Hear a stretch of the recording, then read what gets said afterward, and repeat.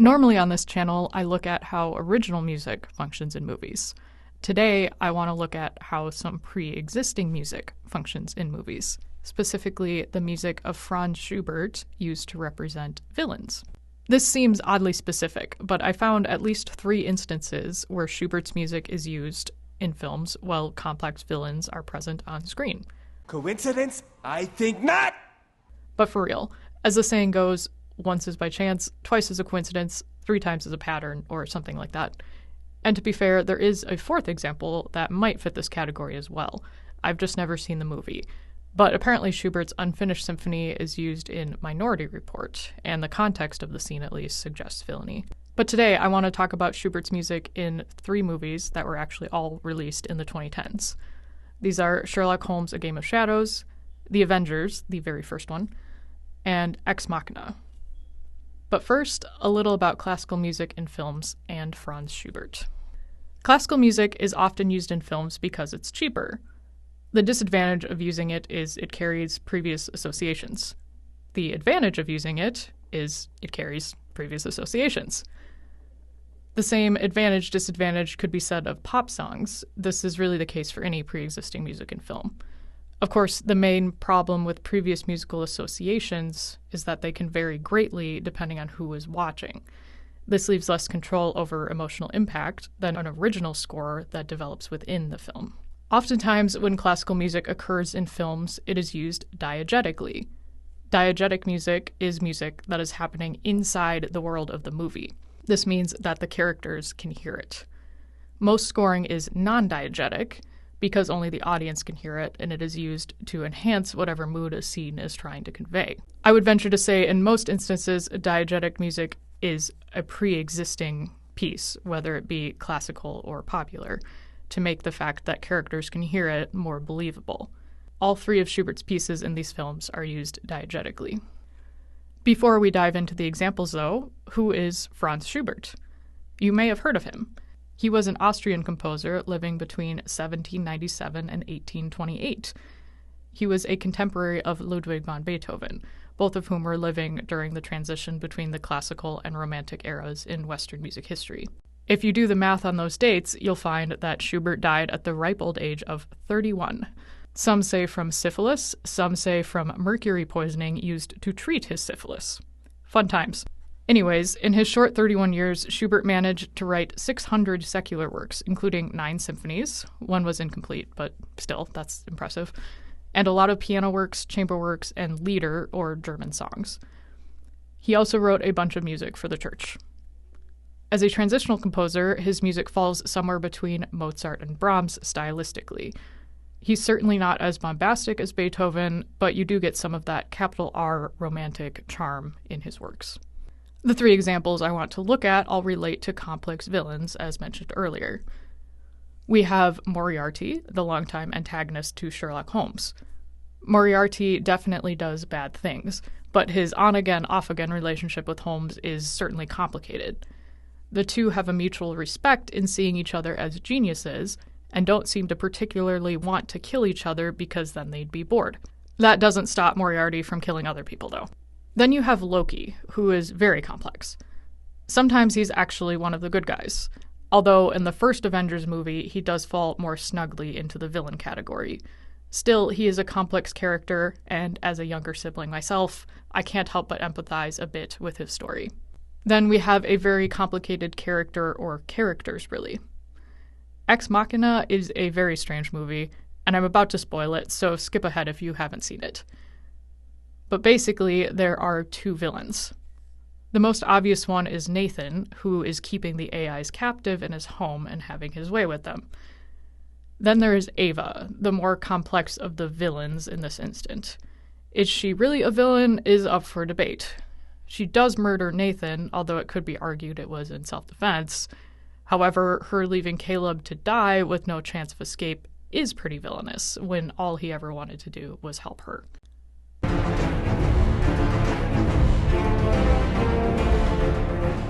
The earliest of these examples is from Sherlock Holmes, A Game of Shadows, which was released in 2011. This film is the second of 2 films starring Robert Downey Jr. as the famous super sleuth. The film is the only one of the two to feature his arch-nemesis, the equally smart but villainous Moriarty. In the film, Holmes and Watson follow Moriarty across Europe in an attempt to stop his string of attacks. The two companions find themselves at an arms factory in Germany, following a lead from one of Moriarty's victims.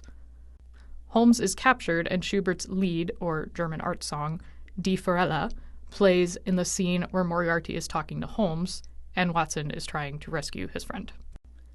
The most obvious reason for the use of this particular song is the lyrics, which Moriarty explains to Holmes in this scene. The lyrics convey the story of a fisherman trying to capture an elusive trout. Eventually, the fisherman muddies the water and manages to catch the fish. Holmes is, of course, the trout, and Moriarty the fisherman. Moreover, Holmes literally becomes the trout when one of Moriarty's men spears him with a hook through the shoulder. And this is when Moriarty plays a recording of the song. What's interesting about the lyrics is the song is told from the perspective of a bystander watching the trout and the fisherman. As such, the bystander describes the fisherman as cold-blooded and a thief.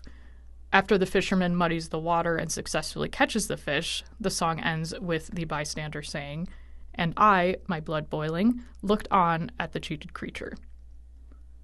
Moriarty does not give the full picture of the song in his brief description during the film. However, if you are familiar with it, you know that if Holmes is indeed the trout, then it seems Moriarty is the fisherman, and if this is the case, he is owning up to his unfair tactics, using the song to describe himself as a cold-blooded thief, as the bystander looks on to see Holmes, the fish, as cheated.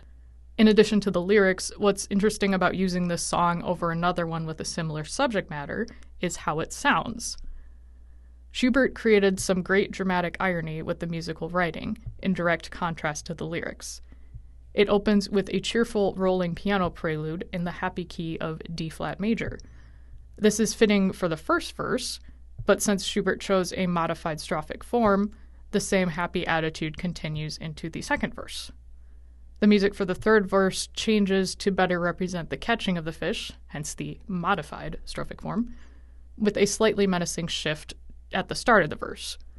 However, the same clear D-flat major and cheerful rolling piano return to end the song. And here's what the whole Die Forelle sounds like.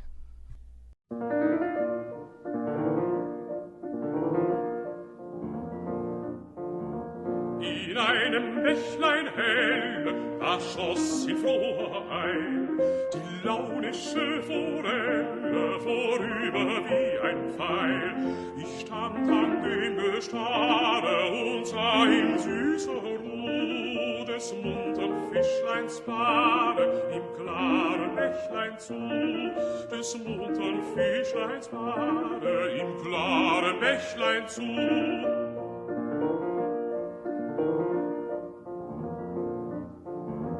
Ein Fischer mit der Rute wohl an dem Ufer stand und saß mit kaltem Blute, wie sich das Fischlein wand. Solang dem Wasser hellen, so dacht ich nicht gebricht, so fängt die Forelle mit seiner Angel nicht, so fängt die Forelle mit seiner Angel nicht.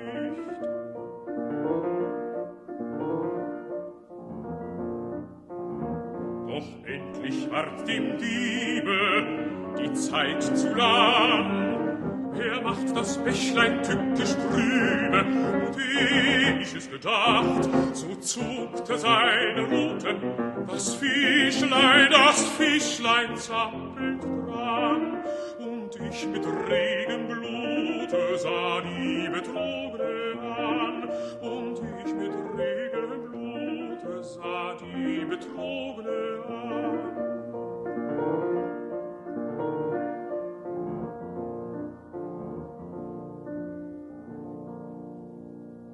In the film, only the first verse of the song is audible, and it is sung in the original German. But because Moriarty explained the lyrics beforehand, the meaning is still clear to the viewers. The filmmakers capitalized on the irony created by Schubert in this very serious scene, using this very happy-sounding music. and even have Moriarty singing along, which I think adds to the confidence he feels in this moment of capturing Holmes. In order to add more tension to the scene as the second verse enters, the song is distorted, and a menacing rhythmic pattern enters a few seconds later. These changes build up the intensity of the scene in which Holmes' screams are heard by Watson over a loudspeaker. And here is the part of Di Fiorella as it is used in Game of Shadows.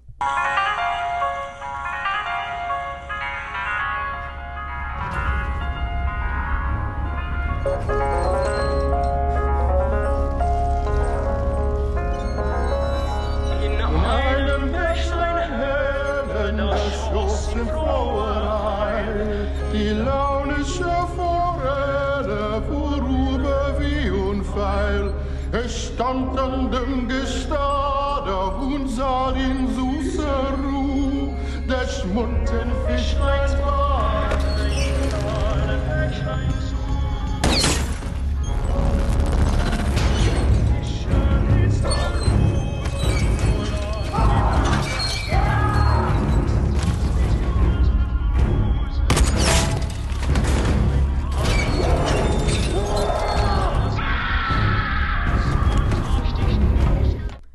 Through the use of Di Fiorella in this scene, the filmmakers were able to capitalize on the villainous classical music stereotype.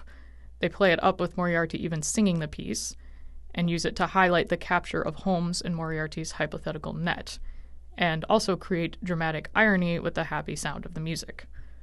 Furthermore, it is actually believable that Moriarty would know this exact piece of music, since the version of Di Fiorella with the prelude was published in 1821, and the movie takes place in 1891. And since the song was so popular, it would likely still be listened to 70 years later. I mean, it's still performed today, after all.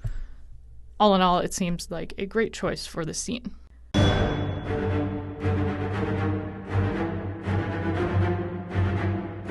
Next up, chronologically, is The Avengers, which was released in 2012. Schubert's string quartet in A minor, D804, nicknamed Rosamund, for reasons I will get to in a minute, is used in this film. In the scene in question, the S.H.I.E.L.D. team has just found a match on Loki in Stuttgart, Germany. Funny how two of these examples take place in Germany, but I think that is purely coincidence.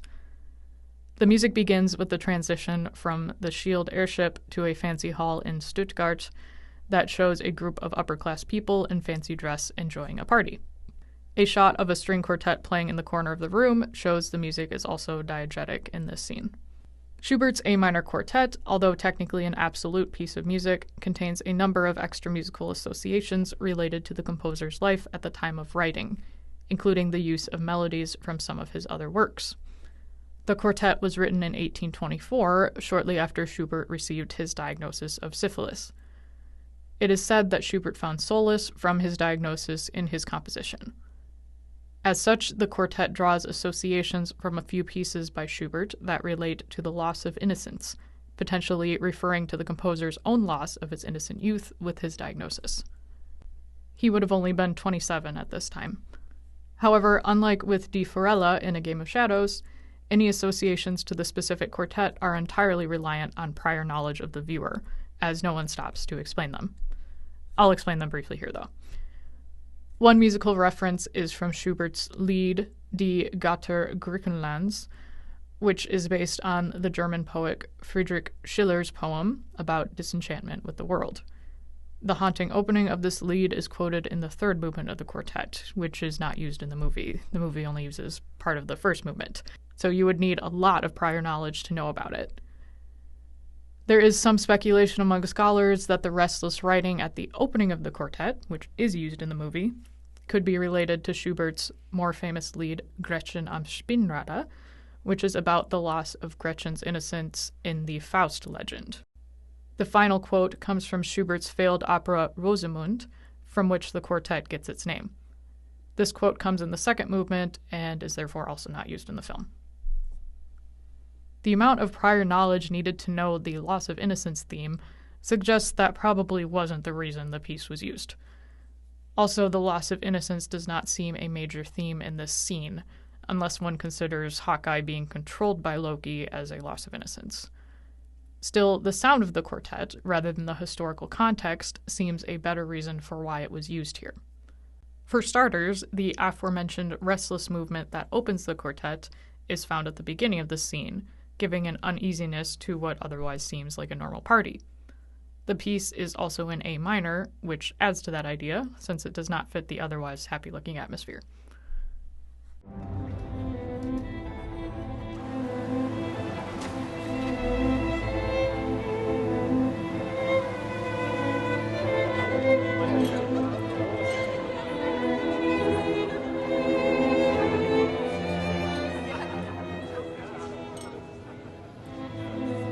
Musically, some of the more dramatic moments of this quartet line up nicely with the pacing of the visual action.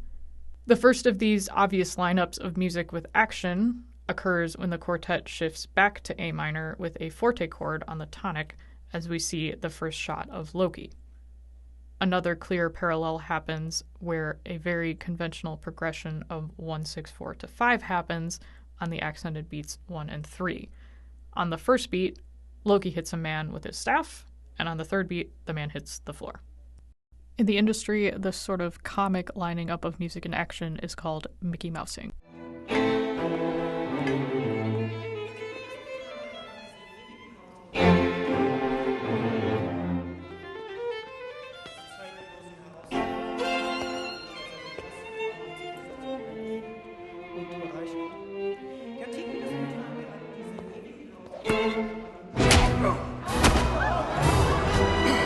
At this point, the quartet is altered to a full orchestral arrangement. As far as is known, Schubert never made an orchestral arrangement of this quartet, so this was done by the orchestrators of the film to add drama to the remainder of the scene. Only the instrumentation was changed, and the quartet continues with the same chords and rhythms. And even though the music has been playing this whole time, it has now switched to being non-diegetic.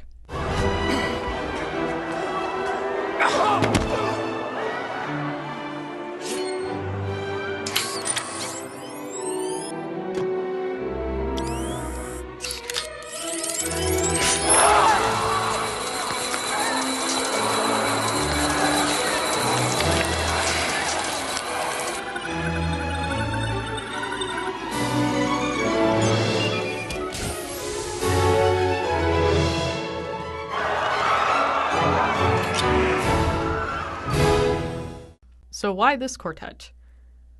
Well, it is relatively famous as far as string quartets go.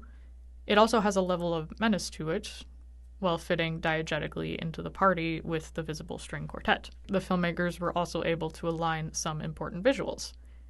It's certainly not the only quartet that would have worked in this scene, but I think the most important part is that it does work. And it's interesting that once again, Schubert's music is used to portray a complex villain.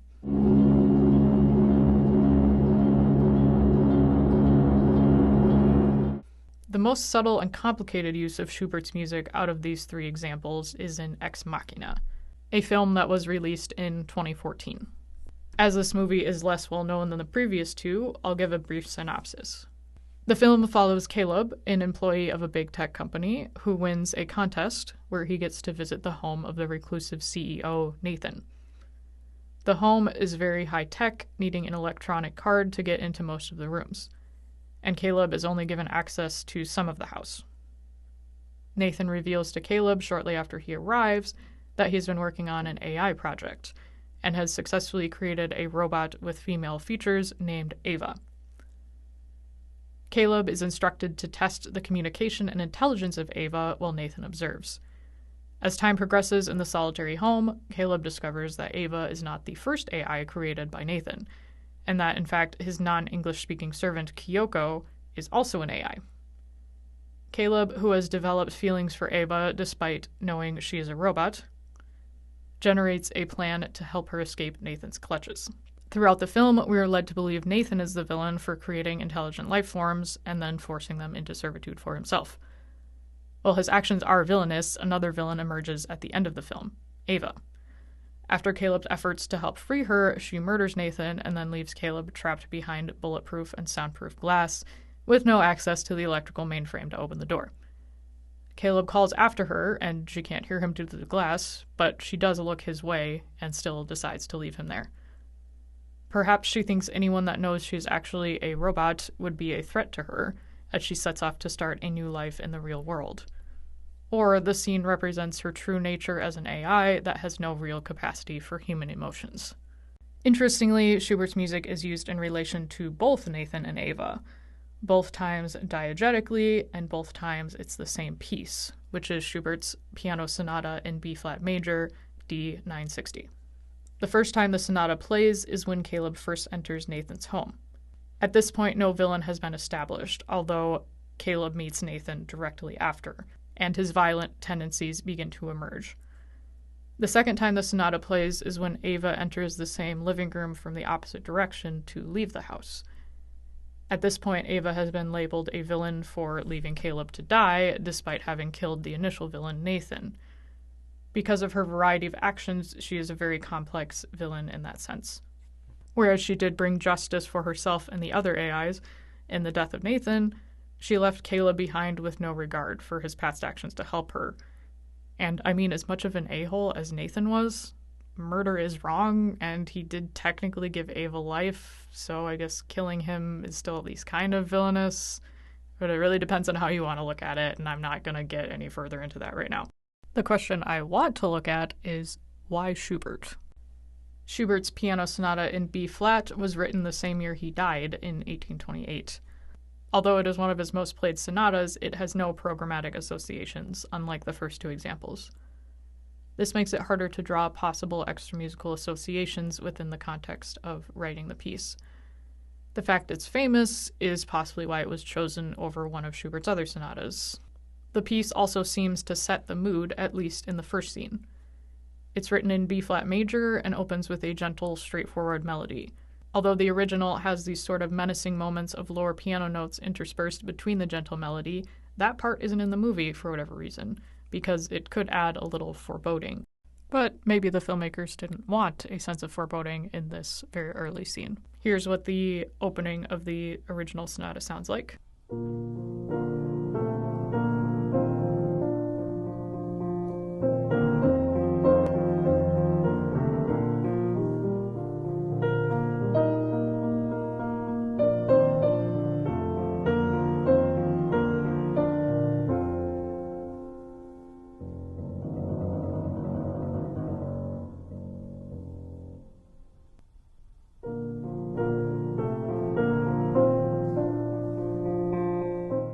Here's that opening clip of Caleb entering the house for the first time.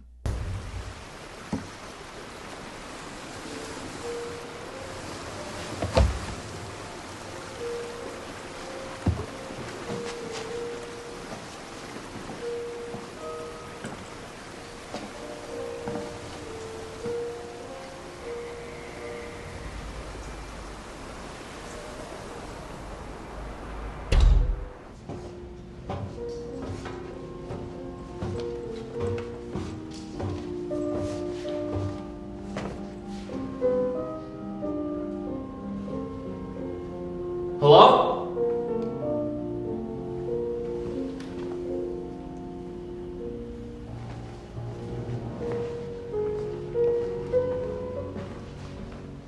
We do audibly hear the low piano part of the sonata in the latter context when Ava's leaving the house. Here it fits nicely with the idea that all is not as it seems, and we get this really nice lineup of her turning and smiling when the pretty melody returns. And here's that clip.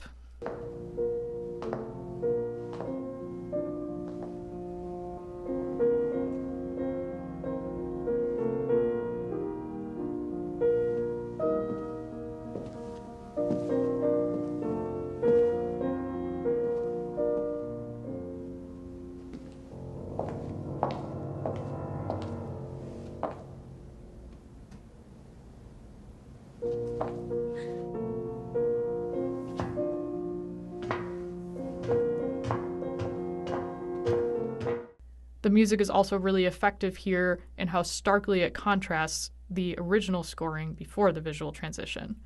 The original score of this film is very modern and minimalist, lacking concrete themes with lots of repetitive patterns and modern techniques like distortion. The original music used in the previous scene, before we see Ava leaving the house, builds to a menacing climax as Ava leaves Caleb behind. Let's go ahead and watch the ending of that music, and then you can see the very stark transition into the Schubert Sonata.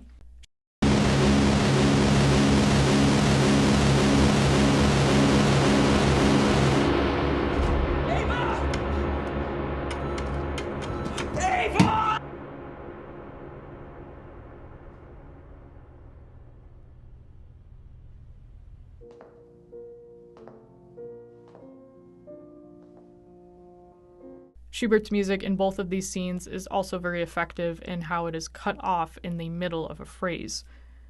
It never reaches a satisfying conclusion, much like the film itself.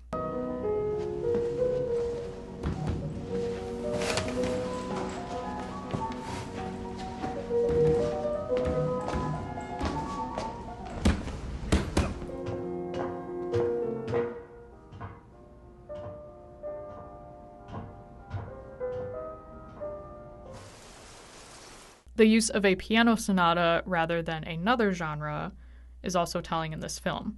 Since it is clearly a recording of the music being played, any type of music would have been possible to use in this scene. However, the piano is often considered a feminine instrument, particularly in the context of 18th and 19th century music. This is particularly true of a piano sonata rather than a piano concerto, as a sonata would likely be played at home during this time. And that's where it was acceptable for women to make music, with very few exceptions. In the context of Ex Machina, the first time the sonata plays, there is no direct feminine context. In fact, the use of classical music, if anything at this point, only seems to have the connotations of the genius or rich stereotypes of Nathan's character. However, as the film progresses, we find that it was really the female character Ava who was in charge all along. And this is emphasized with the same piano sonata playing as she exits the house alone after defeating both male characters. In this sense, the use of a piano sonata from the 19th century could be emphasizing her femininity, especially since this is the first time she has donned longer, traditionally feminine hair. One could also argue her dress in this scene is more mature-looking and feminine than the one she wore in the previous scenes as well.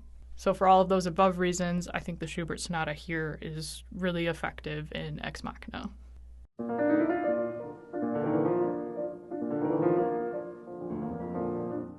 Like the ending of Ex Machina, I don't have a satisfying conclusion for you. This video was used to highlight 3 times the music of Franz Schubert was used to represent complex villainy in films from the 2010s.